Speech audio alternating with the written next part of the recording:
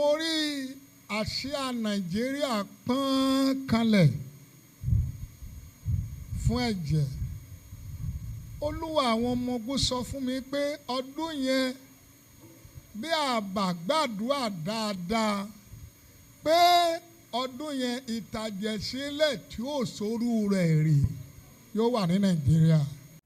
Ẹ wò ó ẹ̀yin èèyàn mi bàbá Násírì wọ́n tún ṣe kí ni wọ́n tún sọ̀rọ̀ wípé ohun méje tí ó ń dá ilẹ̀ Yorùbá dúró, ohun méje tí ò ní jẹ́ kí Yorùbá lọ, ohun méje tó jẹ́ wípé òun ló kù ká ṣẹ́ ogun ẹ̀ kí Yorùbá ṣe kí ni kí Yorùbá lè lọ, àti ohun tí ó ṣẹlẹ̀ ní ọdún tó ń bọ̀ ní 2025 ẹ wò ó, àti ohun tó ṣẹlẹ̀ ní ìjọba Tinubu tá a wà yìí.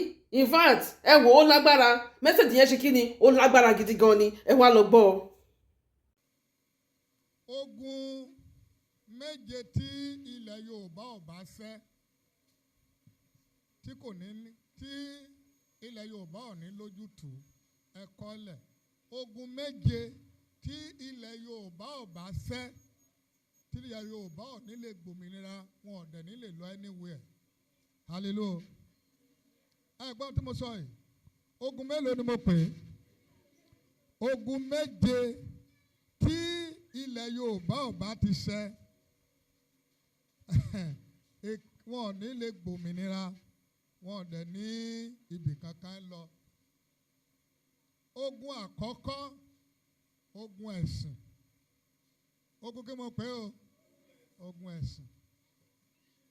Ogun èkejì, ogun òṣèlú. Kí ni mo pè é o? Ogun ọ̀kẹta, ogun ọ̀tẹ̀. Kí ni mo pè é o? Ogun ẹ̀kẹrin, ogun owó. Kí ni mo pè é o? Ogun àkárùn-ún, ó ní ogun mi ò ní gbà kẹ́nìkankan fọwọ́ pajú idà mi. Mi ò ní gbà kẹ́nìkankan fọwọ́ pajú idà. Tá a bá fọwọ́ pajú idà náà nílé mọ̀ pé ó múnà ọ́. Àwa ṣiṣẹ́ àgbẹ̀rì. Ogun ẹnìkan kò gbọ́dọ̀ fọwọ́ pajú idà mi. Bí ẹnikẹ́ni bá jó lórí tó bá ti mú àdá, ẹnìkan kò gbọ́dọ̀ fọwọ́ pajú idà mi. Tó bá yá ara rẹ̀ ni yóò fi dà yẹn sákẹ́yìn. Ogun ẹ̀kẹfà, ogun àìní ìdáríjì. Ogun tí bọ́wọ́ mi bá ti ba tí mo fẹ́ tá màá gbẹ̀san. Ó wà nínú ìjọ o. Ó wà nínú òṣèlú. Ó wà nínú ilẹ̀ Yorùbá. Ó pẹ̀lú wàhálà tí ṣe ní náà lónìí kìjọ mi.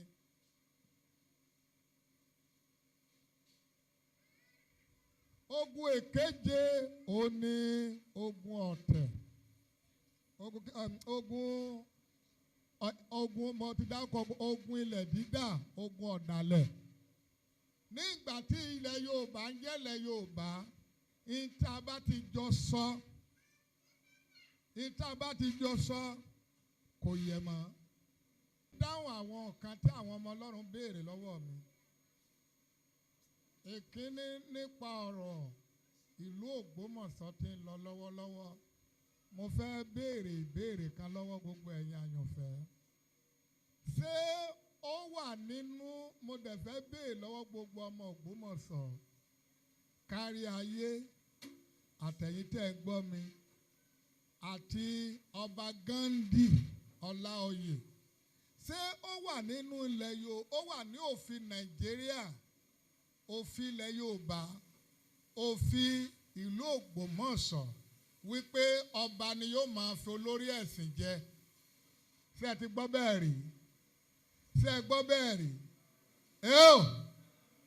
Kó jẹ́ pé ọba ni yóò máa yan chairman, o yóò máa yan chief imam. Ọ̀tẹ̀ ti wọlé, òṣèlú ti wọlé. Nílùú ìyàwó mi,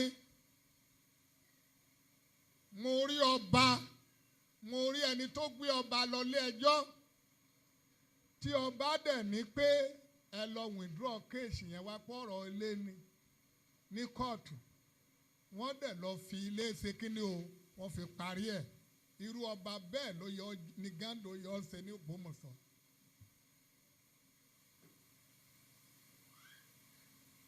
ọ̀tẹ̀ tí ń dalẹ̀ Yorùbá rú. a sì náà fẹ́ gbòmìnira ibo la ti rí òmìnira gbà ṣé nínú wúruwúru yìí nínú yànyàn yìí. Number 2 question torí àwọn aríjẹ nídìí màdàrú wọn ò nílé sọ̀tọ̀. Number 2 ṣé ó wà nínú òfin Nàìjíríà àbí òfin ìlú pé bí n bá fẹ́ travel òjòyè ìlú mo gbọ́dọ̀ lọ gbàṣẹ lọ́wọ́ ọba ni. Personal journey pilgrimage tí kanṣama bá fẹ́ travel ó gbọ́dọ̀ lọ bá ọba pé mo fẹ́ travel. Ṣé ìlú ló fẹ́ rán mi lọ ni? Kí ló ń ṣe wá gan nílẹ̀ Yorùbá? Irú ìṣòro wo ló bá wa? Ọ̀tẹ̀ mà wà láyé o. Number 3 ọjọba ọtí ìpọ́dún kan ìlú ò rọgbọ. Number 3 nínú ìbéèrè tí mo ń bi gbogbo ọmọ Ògbómọ̀ṣọ́ léèrè tẹ́ ẹ bá wà ń bí àtàwọn tó ń gbọ́ mi kárí ayé ẹjọ́ ogun sinmi.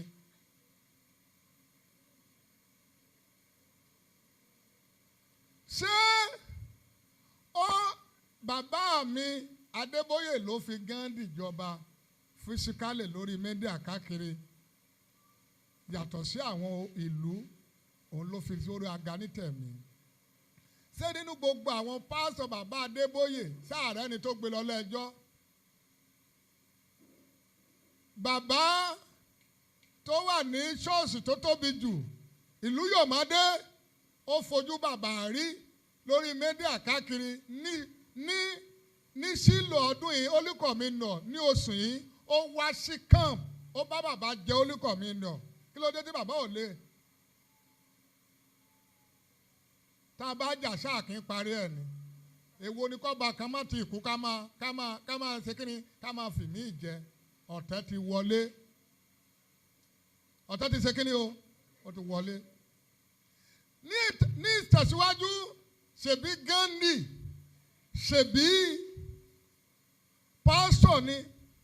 Ṣé kò ka Bíbélì dé ìkòríta pé ẹ wá àlàáfíà pẹ̀lú gbogbo?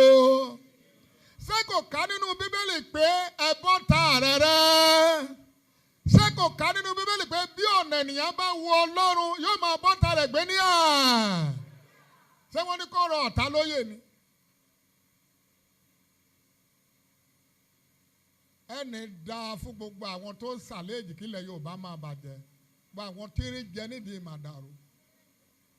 Ṣé ọba Gando Ọláoyè pẹ̀lú pásọ̀ pẹ̀lú àmì òróró orí rẹ̀ gbogbo ṣé kò ká nínú Bíbélì pé dárí ẹ̀ṣẹ̀ wa jì wá kọ́ wa bí a ti ń dáríjì àwọn? Ṣé kò ká Bíbélì débẹ̀ ni?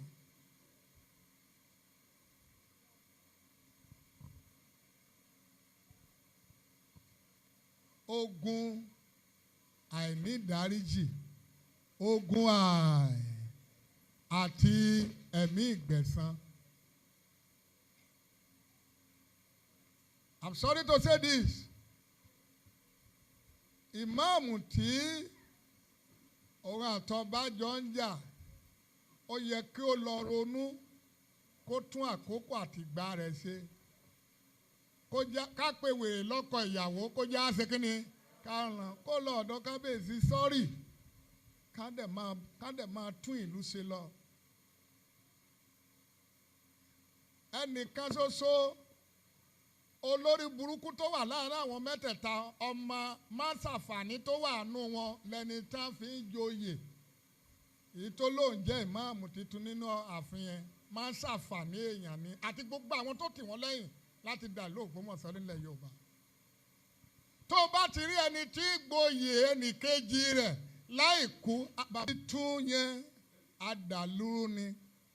Gbogbo Ìsìlámì tó sọ̀pọ́ọ̀tì pé ká máa rọ ìmáàmù ìlú lóyè kọ́ba máa fìkan jẹ ọmọ ọ̀run àpá ìdè ni wọ́n. Tí wàhálà bá wà a máa jókòó ká ṣe kí ni o ká parí ẹ̀ ni. Ọlọ́run Jésù àtàwọn ọmọ ẹ̀yìn rẹ̀ ṣe kí ni o wọ́n jà pẹ̀lú Pétérù. Ìjà lè wá at any time tó bá wá ọba tó bá jẹ́ ọba gidi tó jẹ́ ọba tọ́lọ́run yàn tí ìṣòṣèlú ló yàn á fi ọgbọ́n ṣe kí ni o wá àlàáfíà.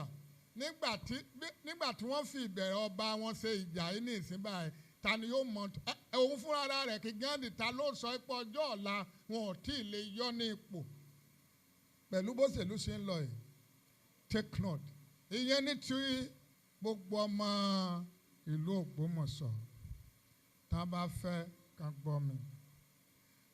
Àwọn èèyàn bí mi léèrè nǹkan kan tí mo tó máa sọ. Yes, this year and next year. Ẹ jọ̀ọ́ ẹ̀yin àyànfẹ́, mo ti dáhùn question àwọn ọmọ Ọlọ́run gbogbo. Wọ́n tó bí mi ní question kan, mo sorry. Wọ́n ní kí ló dé tí mo fi ń gbàdúrà fún Sunday Igboho. Raj, ìdí tí mo fi ń gbàdúrà fún Sunday Igboho ni pé ní àkókò tílẹ̀ Yorùbá ń ṣẹ̀sìn lọ́wọ́ ní owó dé níbí wọ́n wọbẹ̀ wọ́n pa pásọ Redeemed Christian Church of God níbi ọdún méjì sẹ́yìn. Àwọn Fúlàní wọ́n wọ Ọ̀wọ̀ wọ́n pa èèyàn lọ bẹ̀rẹ̀ wọ́n ní we are investigation di àárọ̀ yìí àárí wọn wọ́n pa wọ́n bẹ̀rẹ̀ ní church. Wọ́n gbé àwọn ọmọ wa tó wá láti lóyìnbó wọ́n gbé ìyàwó wọnú igbó wọ́n á máa bá sùn lójú ọkọ rẹ̀ wọ́n bá ìyàwó ọmọ sùn. Ní kó tó di pé Sunday Igboho dìde ilẹ̀ Yorùbá ti fẹ́ dé ìmọ̀. Ìgbà tó wá dìde ní gbogbo ìgbà yẹn àwọn èèyàn lé ọmọ ẹ̀sùn ni òótọ́ ni èmi kọ́ ni mo dá. Ṣùgbọ́n ní gbogbo ìgbà yẹn àwọn bàbá wa nínú ìgbàgbọ́ tá a gbẹ́kẹ̀lé tí wọ́n gbàdúrà pé ààbò Ọlọ́run wà lórí wa táwọn ẹ̀rín tán pa wá ní ìpakúpa all of them silent. Kò sí nínú wọn tó tiẹ̀ sọ̀rọ̀. Àmọ́ tó fà á tàn fi sọ̀rọ̀. Wọn ò bájọba sọ̀rọ̀. Wọn ò sọ̀rọ̀ kankan. Gbogbo wọn dẹ̀ dákẹ́ àti wòlíì Ísírẹ́lì àti gbogbo àwọn bàbá rẹ̀ nínú Olúwa Nàìjíríà. Nobody say a word. Ẹ wá ní ọmọ ẹ̀sùn kan wá dìde dúró wípé ẹ̀sìn gbọ́dọ̀ dúró. Ó dẹ̀ dá dúró torí mo gbọ́ tàbí ìkan nínú àwọn imam ó ní ìjọ tí òun ti rìn láyé olóhùn ò tí rẹ ọjọ́ ẹ̀rùn tí ọjọ́ tó pàdé Sunday Igboho ìyẹn olóhùn tọ̀ sára ni ó wà lórí mídíà ẹnìkan ṣoṣo dẹ̀ dìde ní àkókò yẹn yálà òṣèlú lé o ó fẹ́ fi lóko lé o ó fẹ́ fi but ó sá oògùn yẹn ó dẹ̀ ṣe kí ni ó dẹ̀ jẹ́ láti dá dúró wá ní kí n má gbà mí ò mà rí o. Ṣùgbọ́n ìyẹn tó ṣe yẹn ni èmi ṣe nígbàgbọ́ láti lè gbàdúrà fún torí pé Bíbélì wí pé bí àwọn wọn yóò bá yin Ọlọ́run òkúta ké àti pé Jésù sọ fún àwọn ọmọlẹ́yìn nínú ìwé John wípé ẹ má ṣe yọ̀ pé ẹ ní Ábúráhámù ní bàbá pé Ọlọ́run lè mú ọmọ láti inú pàlàpàlà òkúta. That is Ọlọ́run mú Sunday Igboho jáde láti inú pàlàpàlà òkúta ni pé ibi àfojúsí. Pé ẹ má yọ̀ torí pé ẹ ní Ábúráhámù ní. Torí Ọlọ́run lè mú ọmọ jáde láti inú pàlàpàlà. Ìbéèrè yẹn mo ti dáhùn nìyẹn. Mi ò mọ̀ rí, mi ì gbowó lọ́wọ́ rẹ̀, mi ì mọ̀.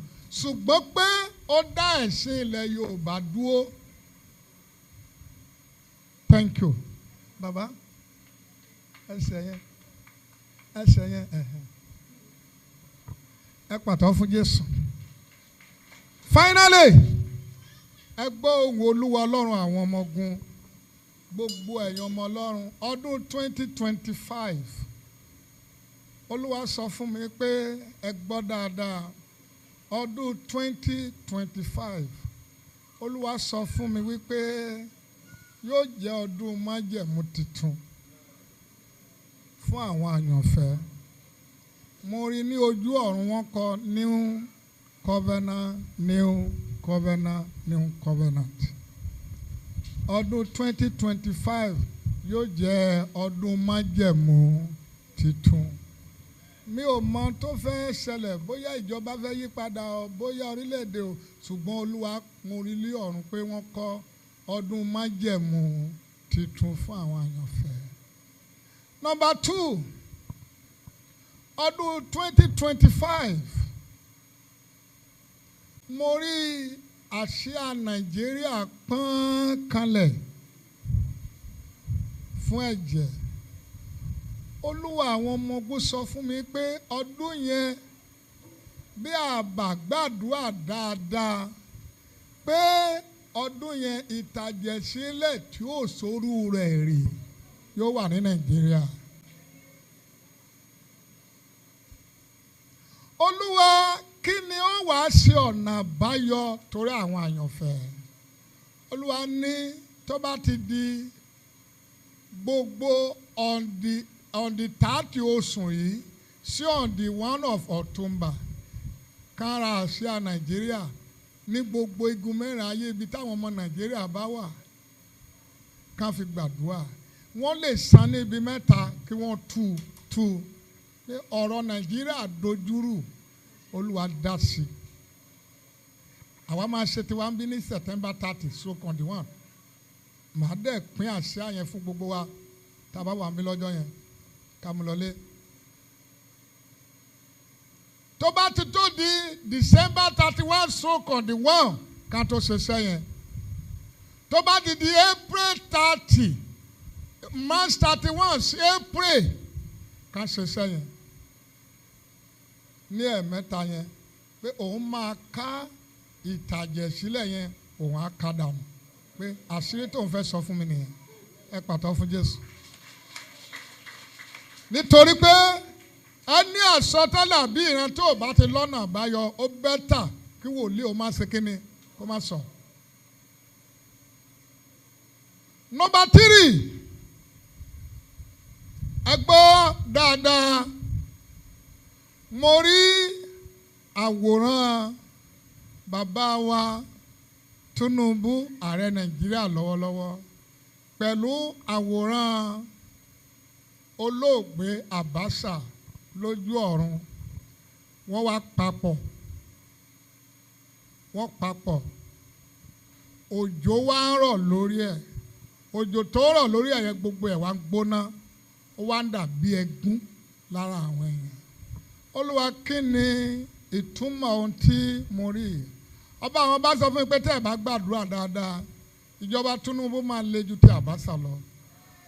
Ẹ lọ kọ́lẹ̀, mo sọ fún yín ní ọdún kan bíi mẹ́ta sẹ́yìn kíjọba tó wọlé, mo ní mo rí ààrẹ Tinubu wọlé ìbò yìí ṣùgbọ́n ó pín, mo wo ọwọ́ rẹ̀, ìrógbó ló ń pín fún gbogbo èèyàn. Ọlọ́run tó rescue, oh God, Ọlọ́run tó ní kí n sọ fún ẹ̀yin ọmọ Ọlọ́run ẹ dìde. Olúwa sọ pé mi ò ní ká ẹ dìde àdúrà ni mo ń sọ pé ìjọba Abacha ìkejì ní ìjọba yóò jẹ. Tó bá dí àkókò yóò pa ẹni tó ń bá lè pa, yóò mọ ẹni tó ń bá lè mú sẹ́wọ̀n, yóò pa ọmọ ẹni tó bá ń kó ló pa ọmọ, yóò ṣe wàhálà láti lé gbogbo everybody wọlé, láti silent everybody. Ẹ múra àdúrà yín àyànfẹ́, ẹ múra o, ẹ lọ kọ́ ilẹ̀ o, ẹ lọ kọ́ ilẹ̀, ẹ múra. Síwájú sí ẹgbọ́ o, mo rí apẹ̀rẹ̀ basket lọ́wọ́ Tinubu president wa, ó wà ní abẹ́ kálópì tí gbogbo àwọn àgbà Yorùbá wà níbẹ̀, ó dẹ̀ dúró sáàrin wọn, ó dẹ̀ gbé apẹ̀rẹ̀ yẹn sí iwájú wọn. Olúwa kí ni túmọ̀ apẹ̀rẹ̀ tó gbé síwájú àwọn àgbà ilẹ̀ Yorùbá? Ọba àwọn bá sọ fún mi pé gbogbo wàhálà tí Yorùbá ṣe kó tó wọlé pé àdánù ló máa rìsọ́ọ̀tì fún ilẹ̀ Yorùbá. pé ìtumọ̀ apẹ̀rẹ̀ tó gbé síwájú wọn nìyẹn. Ẹni bá fẹ́ ẹ lọ múra àdúrà. Ní ìtẹ̀síwájú àmì tí mo rí ní ìpa rẹ̀ mo rí ó fèsì igbó, àwọn èèyàn pọ̀ lẹ́yìn tí wọ́n pariwo, gbogbo bá ṣe pariwo tó nínú aginjù ńlá yẹn kò yójú padà wò wọ́n báyìí. Olúwa àwọn ọmọ ogun sọ fún mi pé kò sáriwo tẹ́ ẹ lè pa, kò ní lísìn sí ọ̀rọ̀ Nàìjíríà. Ẹ kọ́ ẹ lẹ̀, ẹ kọ́ ẹ lẹ̀. Ní ìtẹ̀síwájú ẹgbọ́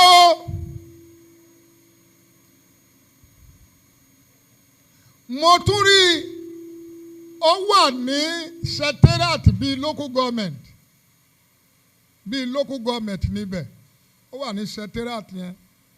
Nínú secretariat yẹn mo rí pé ó travel dé ó wọlé, bó ṣe ń wọ ọ́fíìsì lọ́ba àwọn èèyàn àti mínísítírì àtàwọn tó wá sọ bí mínísítírì gbogbo wọn ya wọlé, wọ́n bá sọ wọ́n ń yá àwọn bínú. Bó ṣe dúró díẹ̀ níwájú ọ̀nà ó kà wọlé lọ, bó ṣe wọlé lọ mo rí kìnìún, ajá tó dàbí kìnìún kà jáde wá láti ìgungun ààrẹ. Bó ṣe jáde olúkúlùkù bẹ́ẹ̀ sí ọlùmí, èmi náà wà ń bẹ́ẹ̀ nínú ní olúkúlùkù, ẹlòmíì gba wíńdò sájáde, ẹlòmíì gba ilẹ̀kùn, ẹlòmíì láàrin ọkà wọlé, ajá yẹn kà jáde bí kíní láti máa fa àwọn èèyàn ya. Olúwa ní Násírù ọmọ mi, ìjọba afèèyàn rúbọ lókun wájú yìí o, kò sẹ́ni tí ó bá tako ìjọba yìí tí ò ní jìyà, àfi tí Ọlọ́run nìkan bá dìde. Ẹ hallelujah ńlá o. Ẹ má gbàgbé o, ní ìtẹ̀síwájú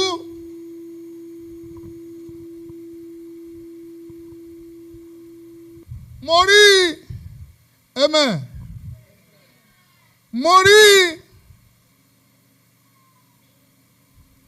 ìgbín tó pọ̀ lójú ọ̀run. Kí ni òyìnbó ìgbín? Mo rí ìgbín. Ẹ kọ́lẹ̀ kí n tí mo sọ yìí. Nọ́mbà mi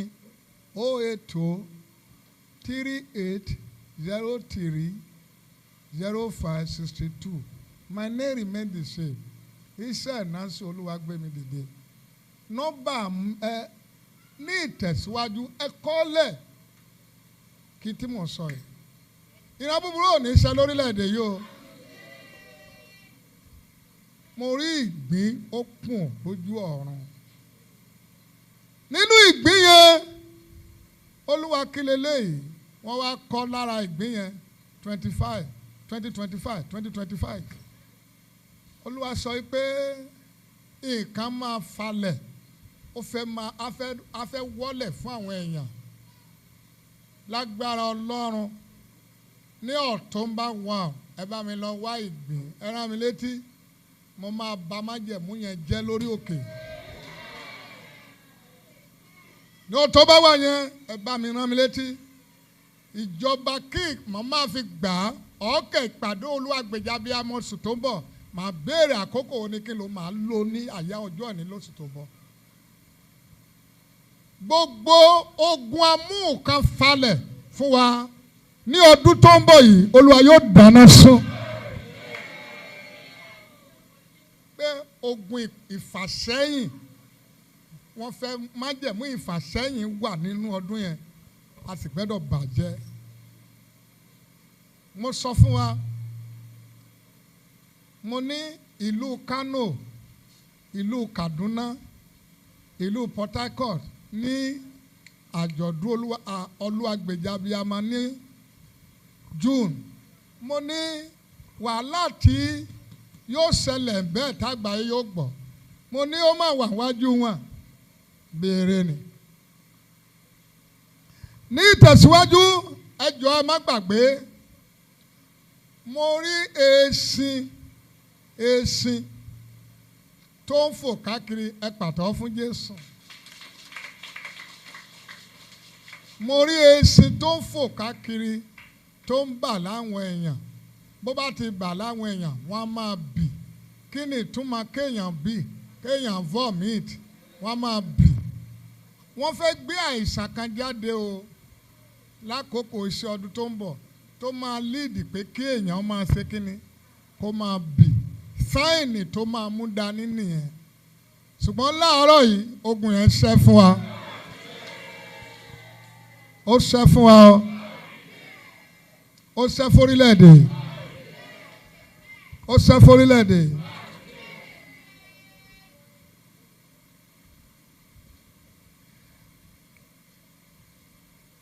Ẹ tẹ̀lé eléyìí. Èèyàn mẹ́ta kan wà tí ẹ tó láyé àtọ̀run mú mi ríran rí. Ọba àwọn ọba ti ń sọ̀rọ̀ sílẹ̀, ẹ pàtẹ́wọ́ fún Jésù. Mo gbẹ́dọ̀ rí àmì òjò lónìí, ẹ pàtẹ́wọ́ fún Jésù. Ẹ gbọ́ Àǹbọ̀dé lẹ́kọ̀ọ́, Ṣẹ́gun Òní lẹ́kìtì, Arápájà ní Ìbàdàn.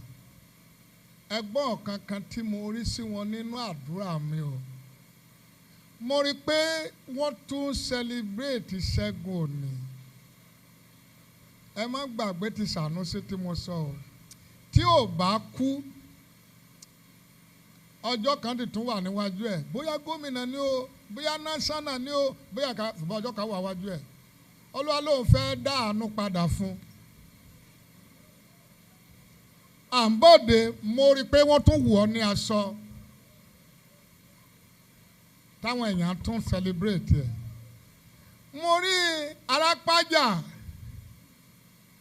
ní Ìbàdàn yìí. Mo rí pé ó jókòó lórí àga báyìí. Ó fẹ́ jókòó lórí àga tó fẹ́ jókòó lé yẹn. Bó ṣe pinnu láti jókòó lé báyìí, mo rí pé òun àti Mákindé, ṣé Mákindé ni gómìnà wọn, wọ́n lè jọ́ rẹ̀ gan báyìí o, ṣùgbọ́n Mákindé máa dalẹ̀ rẹ̀, ẹ lọ kọ́ lẹ̀. Mo rí pé ó fẹ́ jókòó lórí àga yẹn, Mákindé fi ẹ̀yìn ó yí àga yẹn dànù, ó dẹ̀ gbẹ́ lòmíì sórí ẹ̀. Ẹlòmíì tó wá gbé sórí ẹ̀ wọ́n jọ ń díràgì ẹ̀ títí ara ò tí ì rọ́ láti jókòó dáadáa ká tó gba kínní yẹn lójú mi, ẹ lọ kọ́ lẹ̀ o. Tó bá gbọ́n kó yàrá máa rìn sọ̀rọ̀ ara rẹ̀. Mo fẹ́ jẹ́ ká wọ inú òjò yẹn, ẹ jẹ́ n sáré parí àsọtẹ́lẹ̀. Ẹ gbọ́ ní ìtẹ̀síwájú gbogbo ọkùnrin pátá kí oṣù yìí ó tó parí tẹ́ níyàwó sílé. Ẹ kúnlẹ̀ ní ọjọ́ 9 kíyàwó yín ó gbàdúrà fún yín, kẹ́ẹ̀dẹ̀ ta lọ́rẹ bí ọkàn yín bá ṣe fẹ́. Kó pe orúkọ àbísọ yín, kó gbàdúrà fún yín. Tí ọba wa pé oṣù 9 síbi tá a wà yìí, tí ìtàn ọkùnrin yẹn ò bá yí padà, tí ó dẹ̀ dá lọ obìnrin yẹn, ó jẹ́ pé mi ń ṣe wòlíì mà nìyẹn. Ada alẹ́ ni o, ada ọ̀run ni o, bọ̀ tó bá máa dá lọ obìnrin yẹn o, ó bẹ́tà kó má jẹ́ ó ṣe o, torí yóò lẹ́yìn, ìdààmú yóò wà pọ̀ ju àánú lọ o. Bọ̀ tó bá ti mọ̀ pé òun ò ní dálẹ̀, òun ò ní ọ̀rọ̀ ní dédé kó òun yí obìnrin yẹn dànù, kó kúnlẹ̀ lẹ́ẹ̀mẹ́sàn-án. Tó bá dẹ̀ mọrú ìyàwó tó fẹ́, ó lè má ṣe o, bọ̀ tó bá nígbàgbọ́ kó kúnlẹ̀ fún ọjọ́ 9 kí obìnrin yẹn gbàdúrà fún kó gbé dìde. Lẹ́yìn ọjọ́ 9 kó ṣoore fún obìnrin yẹn, kó kà ṣe nǹkan tó apá rẹ̀ bá ká, kó fi yẹ́ sí lọ́jọ́ 9. Hallelujah. Mo tiẹ̀ rí nǹkan bàmí ní bóyá àná rẹ̀ lé. Ẹ ní kí ni mo rí? Ìyàwó mi dirun tán nígbà tó gbọ́ pé a fẹ́ wá ṣe ìpàdé láì. Ó ní dáàdì ẹ̀ tiẹ̀ wo orun orí mi. Mo ní mo ní ṣebí ẹ mọ̀ wípé ẹ wo orun mi ara mi gbọ́n so ha sọ̀rọ̀ irun ló wà ńlẹ̀ ní ìsìn pẹ̀lú bọ́tà mi ṣe kú lọ irun ló ti ní kí n máa wò hallelujah kó má torí pé mi ò wo orun o kó gbàdúrà fún mi o tá a bá ṣe ìpàdé obìnrin tá màá wo orun kódà ní tó jirun náà màá ṣe kí ni màá wò ṣàlélóyà alákin gbọ́ olúwa àwọn ọmọ ogun wí fún mi pé kí ẹ gbàdúrà kọkùnrin kúnlẹ̀ síwájú ìyàwó ẹ̀ ní ọjọ́ 9 kí oṣù yóò tó parí ọjọ́ tó bá dẹ̀ rí mẹ́sẹ̀gì nígun 4 ayé bójú oṣù tó ń bọ̀ ló parí jẹ́ kí obìnrin yẹn ìyàwó rẹ̀ gbàdúrà fún ọ fún ọjọ́ 9 ọdún tó ń bọ̀ yóò gbọ́dọ̀ pàdánù lọ́wọ́ rẹ̀ kí a tó máa lọ mo rí pléènì ńlá kan já olúwa sọ pé pléènì gangan ò bọ̀ táwọn èèyàn tó wà nú ẹ̀ kú púpọ̀ bóyá lágbàáyé lé o bóyá ní nàìjíríà ṣùgbọ́n pléènì bá já nínú ìran ó túmọ̀ sí àjálù ńlá àbí kó jẹ́ pléènì gangan ẹja gbàdúrà pé àjálù ńlá kò gbọ́dọ̀ jálù lẹ̀ Yorùbá ẹ gbọ́ mi dáadáa síwájú sí mo rí umbrella PDP lọ́wọ́ Wike umbrella PDP wà lọ́wọ́ rẹ̀ ó dẹ̀ fún ara ó dẹ̀ gbé dání báyìí ó dẹ̀ ń lù mọ́ kínní ó dẹ̀ ń tọ̀bẹ̀ sí ó ń yá ó lọ́wọ́ kí ni mò ń rí ọba àwọn bá wípé bí Wike bá wà ní PDP fún 20 ọdún PDP kò ní lálàáfíà PDP ò ní àlàáfíà kàn gbàgbé rẹ̀ ẹ̀kọ́ lẹ̀ ẹ̀yin olóṣèlú tẹ́ wà ń bí ẹ̀kọ́ tí mo sọ lẹ̀ bó wà ń bẹ̀ fún 20 ọdún ẹgbẹ́ yẹn ò ní lálàáfíà aṣọ òṣèlú dẹ̀ ti ya lọ́rùn ẹ̀ ẹ lọ kọ́ lẹ̀ ní ìparí ohun gbogbo mo rí Agboola ní Ondo State ó kó àwọn ọ̀wọ́ èèyàn dé géètì governance house kò wọlé governance house Ayédatiwa tó wà níbẹ̀ yìí ni mo rí tó wà nínú ilé òun wà lẹ́nà títì kò wọnú géètì yẹn àṣìá ìlú yẹn ò dẹ̀ kúrò ní ọwọ́ Ayédatiwa mi ò mọ ohun tó lè mú kí Agboola wọlé mi ò lè wá sọ o kò sí tọ́lọ́run ò lè ṣe kíni o tó lè ṣe ẹ pàtàkì fún Jésù.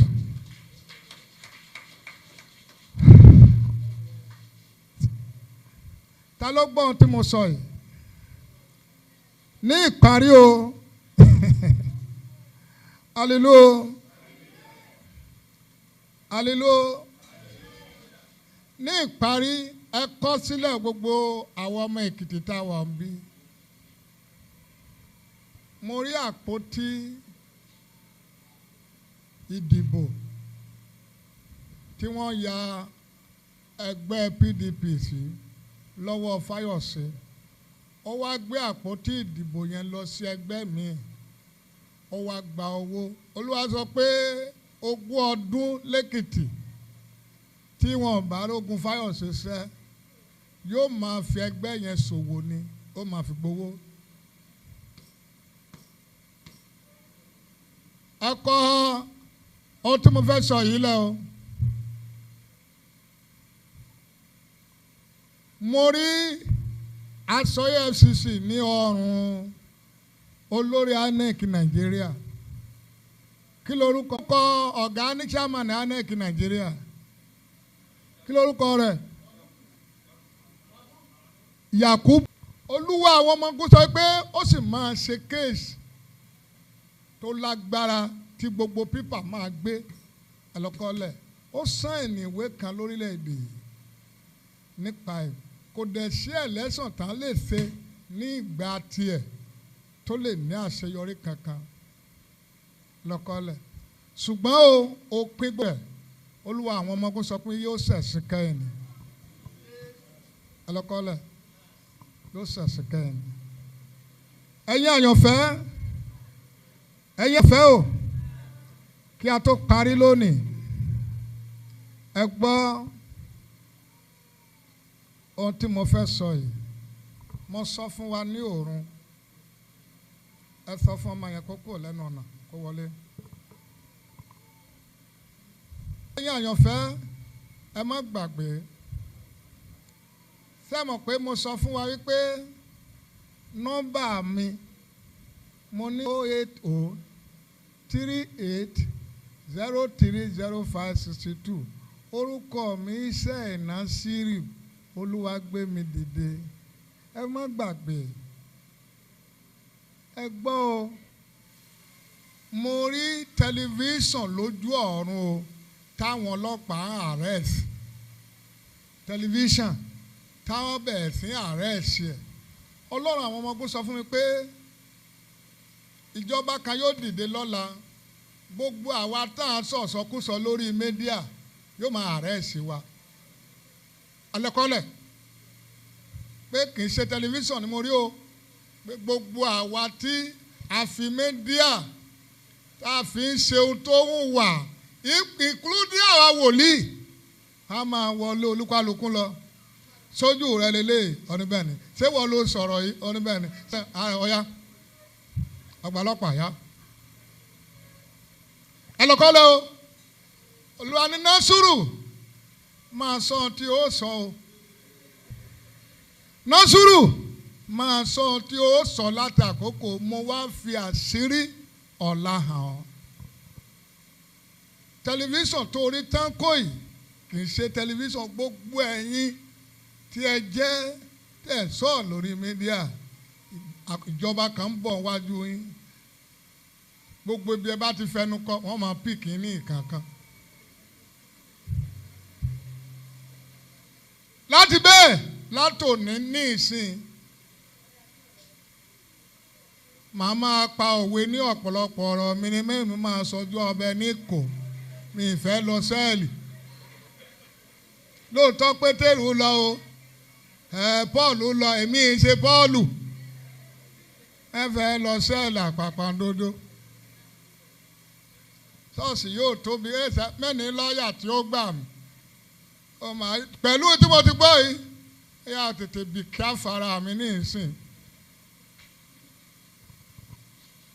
Torí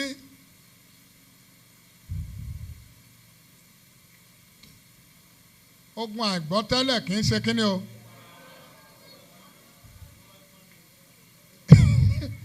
Àrò tó bá ṣe kíni. Mo sọ̀rọ̀ fún wa ní òru pé nǹkan mẹ́sàn-án tí ojú òkè ń tì ẹ kọ́lẹ̀ fún ẹ̀yin tẹ̀sẹ̀ wá. Mo ti fẹ́ parí, a fẹ́ ṣẹ́jú díẹ̀. Nǹkan mẹ́sàn-án tí ojú òkè ń tì. Number one. Orúkọ Olúwa. Number two. Ọ̀rọ̀ rẹ̀. Number three. Àánú. Number four. Bàbá. Ìyẹn ni ọ̀gá ògo. Number five. Ọmọ. Ìyẹn ni Jésù Kristi. Number six. Mélòó mo ti dárúkọ? Ẹ̀yin wo lẹ kọ́ lẹ̀?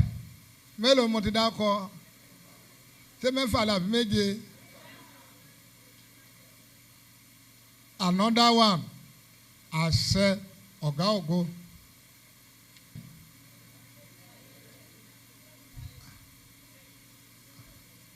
Ẹ̀ka ẹ̀sán ni o. Èló lẹ kọ́?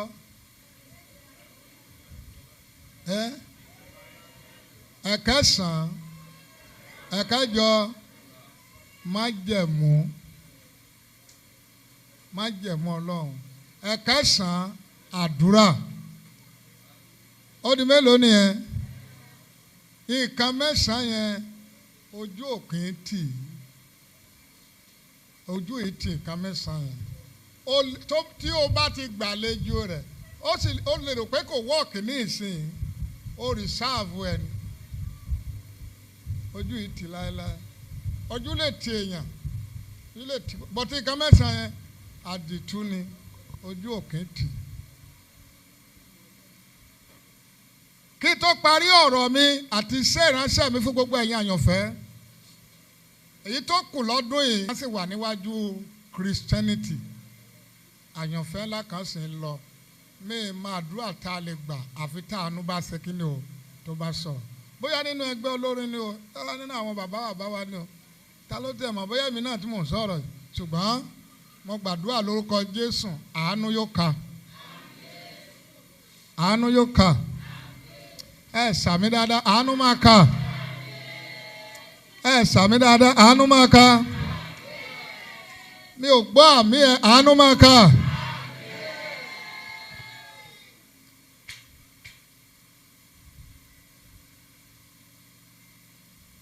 Ẹ̀mí